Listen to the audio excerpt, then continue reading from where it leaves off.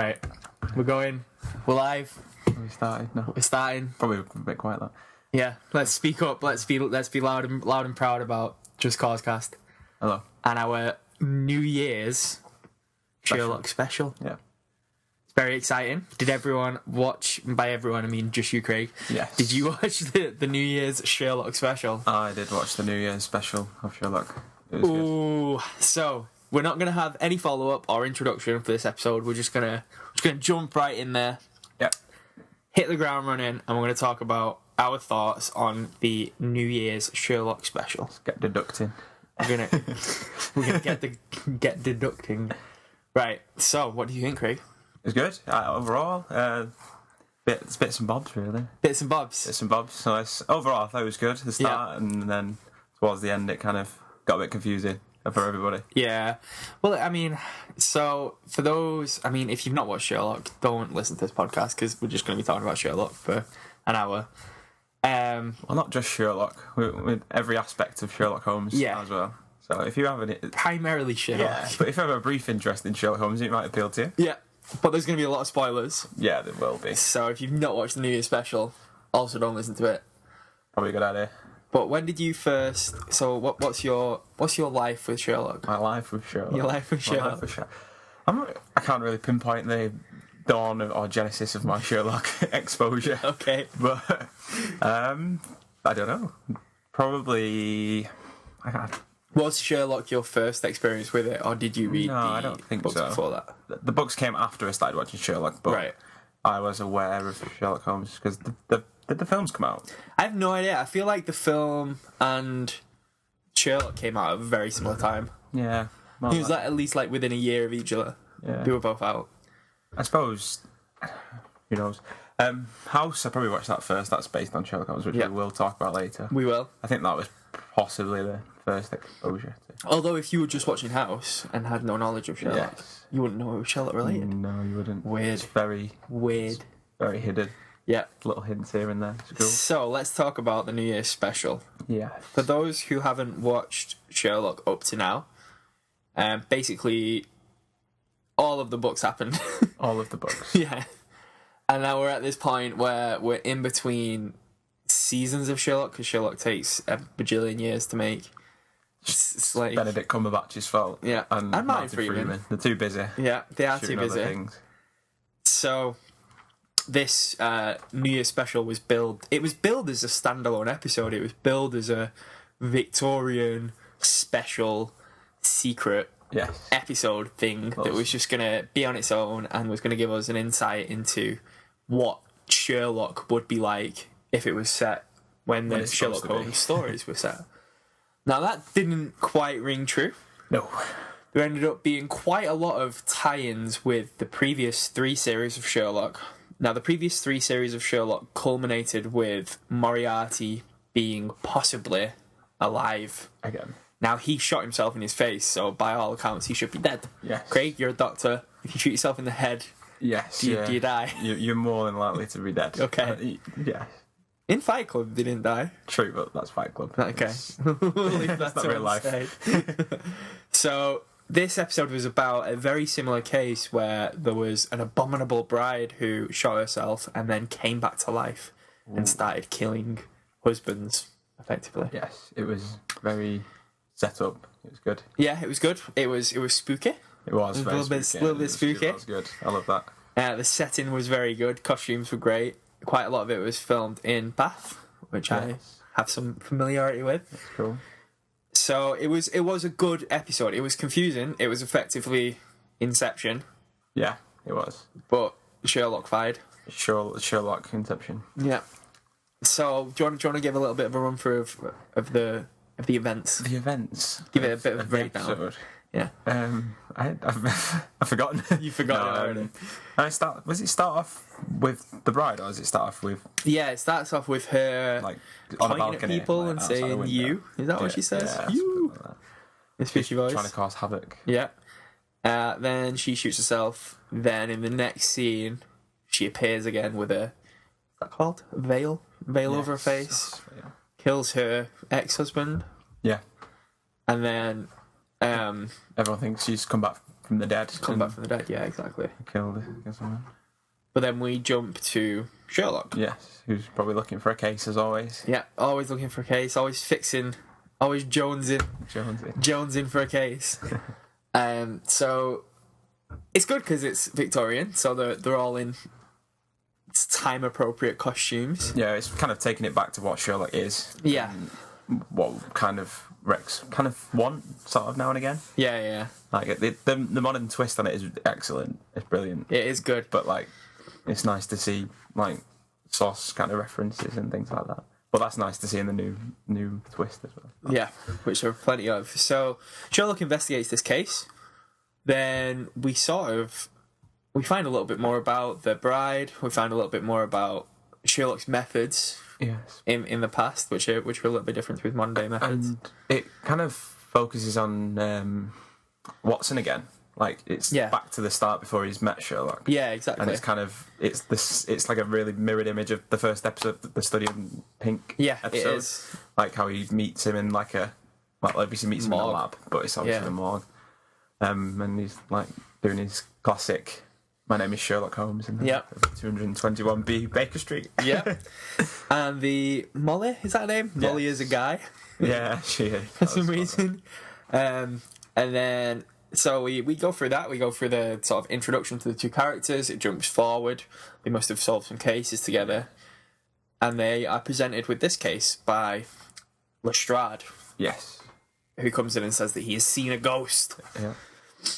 So Sherlock investigates the case, and we effectively have a bit of a jump cut to the present, where we see him on a plane, which is the end of season 3. Yeah, it's the end of the last series, where he's just heard that Moriarty is alive. Did you miss me? Did you miss me? Yeah, is the quote. And so it turns out that Sherlock is in like an induced meditative state, which he calls his mind palace, and he's trying to figure out whether Moriarty has really killed himself using this case of a girl who killed herself but came back to life as well. Yeah, and drug induced as well. Listed all the drugs he's taken. Yeah, so it turns out that there is then a jump cut back to the Victorian time. It gets a bit confusing because we're unsure whether Victorian Sherlock is dreaming about modern day Sherlock, or whether modern day Sherlock is dreaming about Victorian Sherlock. Then there's another jump from it's confusing. So there's a jump from modern day Sherlock to Victorian Sherlock, back to modern day Sherlock, but the modern day Sherlock bit didn't happen. This is the bit where he's digging up the grave. Oh yeah. That bit doesn't happen. Then they jump back to. That was confusing. It was weird. It's cool when the skeleton comes back to life. So the reason he dug up the grave is to find out whether there was a twin. He was looking for someone buried underneath or something. Yeah. Because he thought that they pulled a similar looking body from the morgue and hid it as the Abominable Bride, and then they switched places, and she actually did kill herself. Basically, it's a very confusing episode. It is. It ends with Sherlock saying, Moriarty's dead. Yeah. That's it. Comes to the conclusion that he's dead. And also the bit where it kind of flicks back to the group of women. Like, it's the whole story is basically about like women in that era. Yeah, so it turns out that the Abominable Bride is one of the suffragettes, and they are massacring these husbands to show a message, really. Yeah, basically look like they have more power, because they do, obviously. It was good. It was good. That aspect. I thought like the underlying story is really good. I think it just, the confusion of back and forth got very confusing and just took away from it. It really did. And the dream within a dream a dream was confusing. I think a neat bit was that they flash back to the Victorian equivalent of Moriarty shooting himself in the face. Yeah. Which is the waterfall scene, which is quite infamous in Sherlock Falls. The Reichenbach Falls. Yeah. I really enjoyed that part of it. It was good. What else were we missing? Mycroft, I guess. Yeah. I wasn't entirely happy with how Mycroft was portrayed. They've made Mycroft fat. Yeah. Effectively. He's now a chubby guy. I just didn't understand that. It didn't make sense. Yeah, I feel like that is Sherlock's own interpretation of what Mycroft looks like, because whenever we see Mycroft in the series, he's usually either sort of in a grand fancy environment where you'd expect people to be eating a lot, or he's working out, which I think is Mycroft's own image of himself, that he is overweight. Now in the books, Mycroft is a chubby guy. He's not the slender Mark Gatiss character. So I think it was neat that they did that, and they did tie it in, and it is quite a funny scene. It's probably the funniest scene of the episode, where they're in the quiet please room and doing sign language to interpret it. That was very good. I enjoyed that Watson was just making himself look like a fool, because he couldn't really sign language properly. He was just making it up. Yeah, exactly. And then just goes, what? That was funny. And then I guess that's the sum up of the episode. We have a dream within a dream. The whole thing is about Sherlock finding out whether Moriarty is alive or dead, and he comes to the conclusion that he's dead. So it's an hour and a half to find out what we already knew, which is Moriarty shot himself in the face, therefore he's dead. Just to please us, to keep us wanting the next series. It's going to tide us over. So I feel like, going back to the suffragettes took on the mantle of the Abominable Bride in order to convey their message. And I feel like there must be a group of Moriarty's followers who have done the same thing to keep Moriarty alive, effectively. So there's now going to be a group who are calling themselves Moriarty or something equivalent. Yes, who are going to be fooling Sherlock in the near future. Yes, I also enjoyed the hints to the source material in the episode. There was the scene where they go to that guy's house and he gets sent them 4 pips. Yeah, because that's based on a Sherlock Holmes story. It's based on a Sherlock Holmes story, and that has happened in Sherlock itself. Yes. There was the episode where Moriarty has effectively puppets who get these pips, which are noises, little pip noises, and Sherlock deduces that that's to do with pips, which were used to be sent as a sort of omen that you were going to die. But they take that back to the source material and actually use orange pips for it, which was a neat little thing. There's a couple of other things that I noticed, but I can't remember off the top of my head what they were. Yeah, one of them that I noticed was when Sherlock is sort of overdosing on his drugs in the Victorian times. Watson says, "What is it, cocaine or heroin?" And Sherlock says, "It's a 7% solution. I've made it myself," and that's from the books as well. Yeah. That's quite a famous quote from Sherlock, is that he uses a 7% solution to get into his mind palace. Yep. And that's also been done in Sherlock in the past, but they use it about tea. He has a 7% solution of tea. Yeah. So that was neat as well. One of the things that I really liked about the episode was how they took a lot of the modern stuff about Sherlock that we love, the cinematography of it, the way it looks, and brought that back to the past. So the 2 big examples that I can think of is that in the modern day Sherlock, whenever a text message is sent, it sort of pops up on the screen as if the person is typing out the text message on the phone, whereas in the Sherlock New Year special, it's like an old-fashioned typewriter that's typing up all these messages like a... What's it called? It's not a fax machine. It's like a telegram. Telegram, yeah. A telegram. And then the other big one is that usually when Sherlock is thinking about a case and he's sort of roaming around all of the internet to pick bits of these messages up and things like that, it always looks really cool. And in the past, instead of having it so technology heavy, there's just newspaper clippings floating around him that he pulls from and reads and assesses and things like that. And I thought that was really neat. That was really clever. I really enjoyed that scene. It was cool. So, in summary, I liked the episode. Yeah, it was good. I think if it had just been a standalone episode, it would have been a lot better. I'd have enjoyed it a lot more. Yeah, I think I would have preferred it too. I would have liked... Because my problem with it was that they made it too obvious, effectively, that the whole case was going to be about Moriarty. In that they didn't need to have the Monday flashbacks for me to get to that conclusion. Yeah. They could have just left it. They could have just had it as a Victorian episode, and at the end of it, I would have still thought, oh, so I wonder if that's how Sherlock's working through the Moriarty case. Yeah. They didn't need to do the flashbacks, and the flashbacks didn't really add anything to the episode apart from making it a little bit more confusing. Yeah. So, I thought if they could have had him in the next episode wake up and just have this thing explained from this one. Yeah, exactly. That would work better. I think that would have been a bit of a neater way to go about it. Now that's not my only problem with the episode, but that's my main problem with it, is that we didn't get to figure that out for ourselves, and that's what I usually like about Sherlock, is that you're trying to work out the case along with him. Yeah. And I could have done that if they hadn't have kept flashing back to the present day. What were your thoughts about the episode? Pretty much the same. Yeah. Yeah. It was, yeah.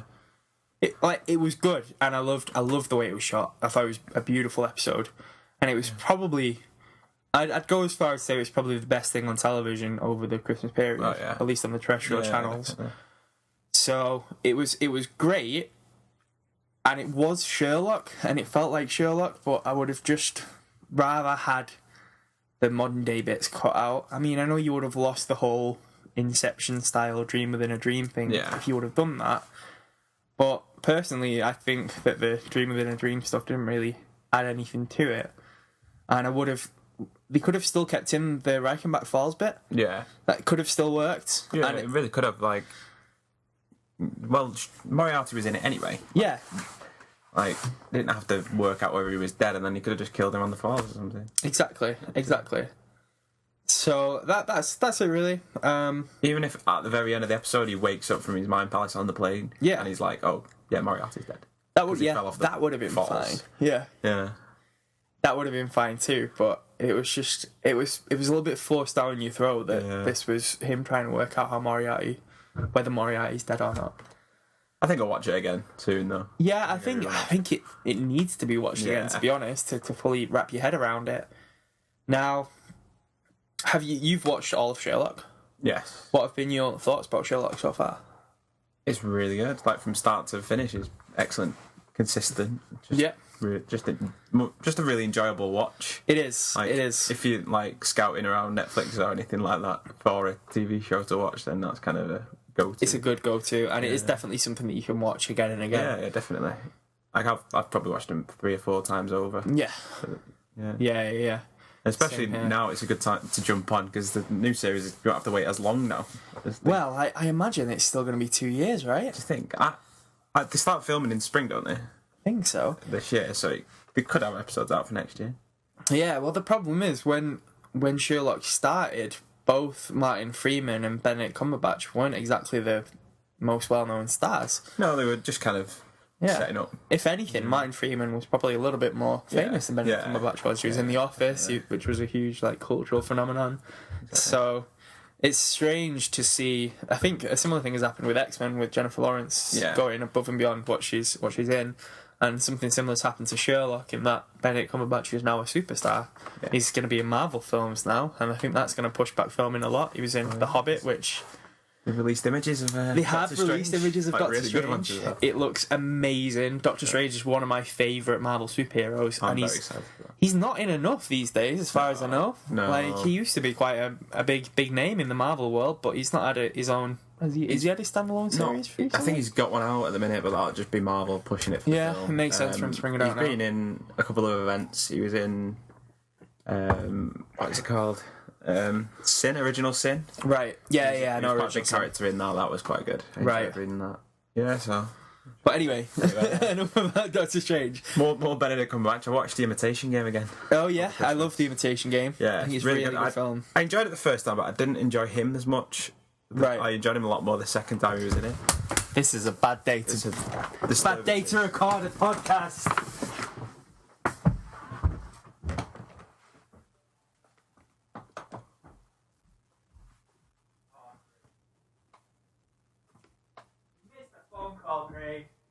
What's going on? That could have been our big break. It is. I reckon it's iTunes. We're already on iTunes, Craig. Yeah, but I mean, iTunes aren't going to phone us up. Apple, then. We want to promote your podcast. Anyway, what were we talking about? Apple. Oh, The Imitation Game. That's what we're talking about. Yeah, yes. Imitation Game's good. Yeah, you didn't like him as much this time. Yeah, I really enjoyed it the second time. Yeah. Because I don't know, I just didn't enjoy him the first time. I thought it was a bit... I didn't get his character as much as I did the second. Yeah, it is a very good story. I'm worried that Benedict Cumberbatch is a little bit typecast as that was my first problem with it. But then I watched it again, and he did do a good job. He did a great job. He did a really, really good job. He brings a lot of emotion to that role. Yeah, definitely. And Keira Knightley's good in that. Yeah, I'm not normally a big fan of Keira Knightley, but she's pretty good in that. Yeah. And Martin Freeman, what was he? The Hobbit. Martin Freeman and Benedict Cumberbatch were both in The Hobbit recently. So yeah, that's been really good. I've loved Martin Freeman in Fargo. I don't know if you've seen Fargo. I've seen a couple of episodes of Fargo. Fargo's amazing. I've not watched the second series of that yet, but the first one, Martin Freeman's incredible in it, as is Billy Bob Thornton, who plays an amazing role in that. I love The Office, so I always love Martin Freeman. Yeah. Yeah, I don't know what Martin Freeman's going to be in next. He is in a Marvel film. He's in Civil War, isn't he? Yeah, he's going in Civil War, isn't he? We don't know who he is. Yeah, we don't know what part he's playing. I mean, everyone's in Civil War. Yeah, true. That'd be cool. So anyway, back to Sherlock. So I watched Sherlock. I didn't watch it when it come out. I think I started watching it when the second series came out. I watched the first series and then caught up with everything.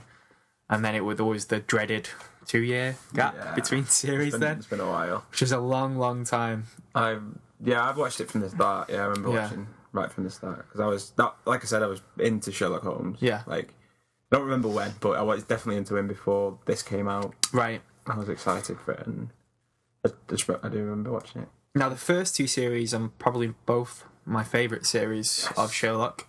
I was less keen on the third series. The third series seemed different. It seemed to kind of... It was tonally different. Yeah, that's when it kind of got really big, I guess. Yeah. And that's kind of when they had like pressure to make it excellent, which it already was anyway. Yeah. Plus, they had to follow up from the big season finale from season 2. And they're never going to be able to... And I think that's why they didn't really answer the question of how Sherlock survived, because any answer that we can come up with is going to be more interesting than whatever Moffat thinks of. So I actually quite like that move. A lot of people had a problem with that we were like left in the midst about whether Sherlock survived through having a big inflatable thing or he had a double or whatever it was. But I was quite happy with that because Sherlock is a myth, he is a legend, so he can do whatever he wants, can't he? I like both of the other episodes in season 3 with the wedding. Yeah, I really enjoyed that. I thought the wedding was the weakest episode. I think. Yeah, I wasn't the biggest fan of the wedding episode. I enjoyed that episode. I don't think it didn't have a case to solve. I know it sort of did, but it was about the wedding and less about the... True. Yeah, it was more focused on Watson. Yeah, so I don't know. I feel like the third series on the whole was a little bit too fan servicey for my taste, like seeing Sherlock drunk and all that kind of thing. They're funny and it's good to watch and it's good television, but it's not really Sherlock. True. It's like what someone had written about Sherlock on a blog in some far reach of the internet.